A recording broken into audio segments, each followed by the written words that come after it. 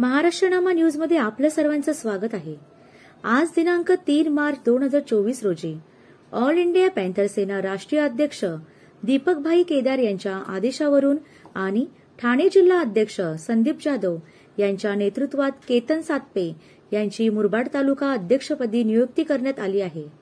आदरणीय दीपकभाई केदार यांच्या नेतृत्वात पाहून तरुण पिढी ऑल इंडिया पॅन्थर सेनेमध्ये सामील होत आहेत। केतन सातपे यांना पुढील वाटचालीसाठी हार्दिक शुभेच्छा।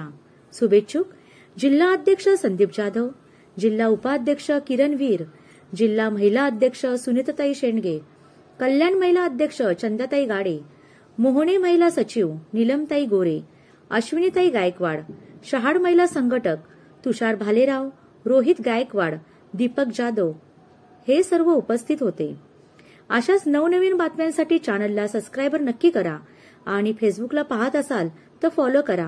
बहुजनांचा बुलंद आवाज महाराष्ट्रनामा।